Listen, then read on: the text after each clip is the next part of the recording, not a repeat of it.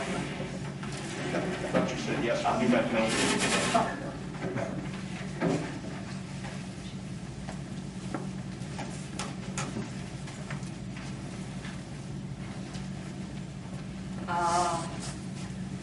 The little engine that could. Remember when our mothers read this to us? And we probably read this to our children. Did he read it to you? Well,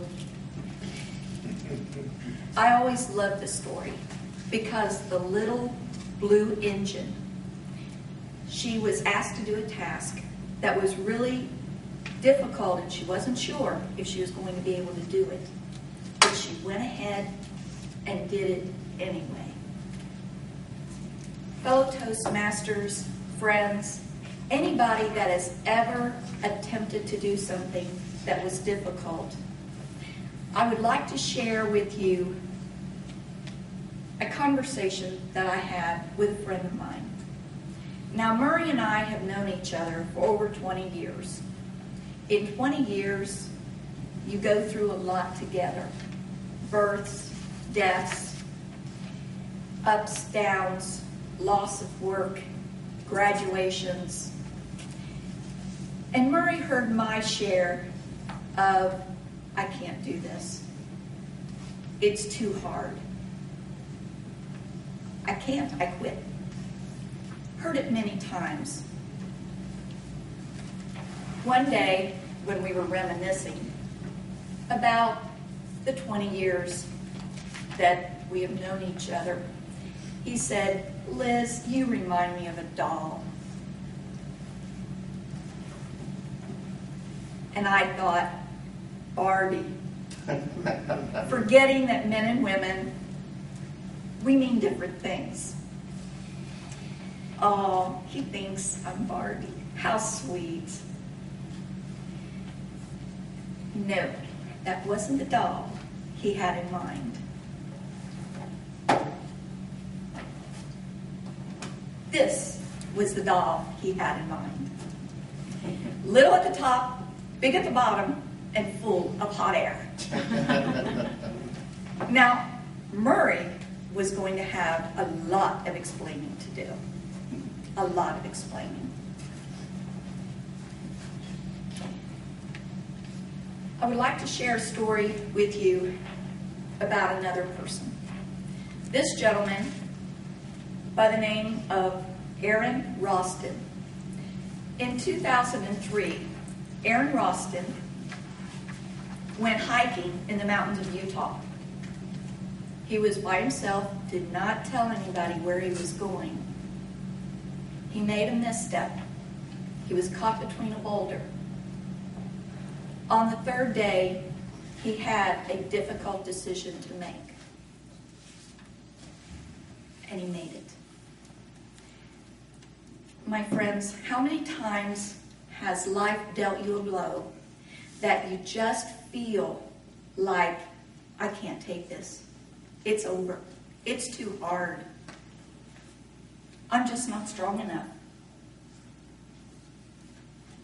I would like for everybody to take out a piece of paper. Nobody is going to see this except for you. And I want you to write something down. The 3 times that life has dealt you a blow that you felt like you couldn't handle. How did you handle it? How did you feel afterwards? Nobody is going to see it but you. Thomas Jefferson wrote, when you have a problem, tie a knot in the end of the rope and hang on. If we look at this, what he is saying is that when life hands you something that is so hard, so difficult, remember that every one of you has a lot of knots in the end of your rope because you're here. You're sitting here. You're the age that you are. I don't care if you're in your 60s or if you're in your teens. You've had a lot of experiences that has made you the person you are today, the strong person you are today. In the little engine that could, Yes, she was asked to do things that 2 other engines couldn't do, but she did it. She tied a knot in the end of the rope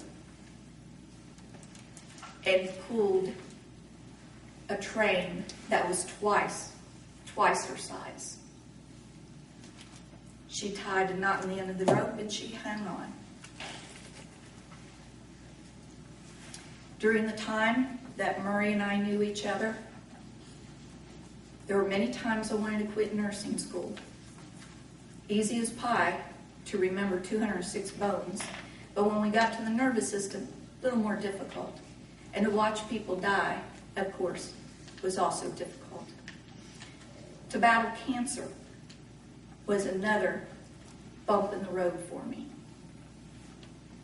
But I decided to tie a knot in the end of my rope and hold on. Because at my age that I had the cancer, I knew that I survived a lot worse, and I was going to do it again. Aaron Roston, young man of 28, on the 3rd day, thinking that he's going to die, he did the ultimate. He took out a knife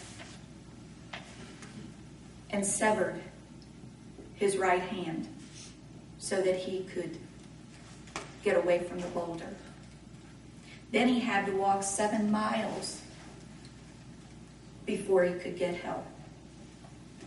He tied a knot in the end of his rope and he held on.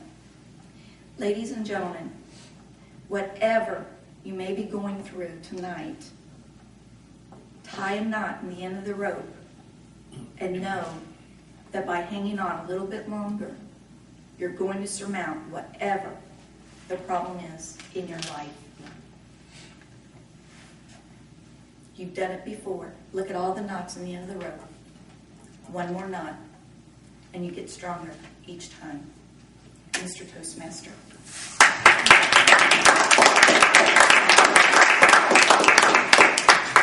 Thank you, Liz. Let's give another round of applause to our speaker.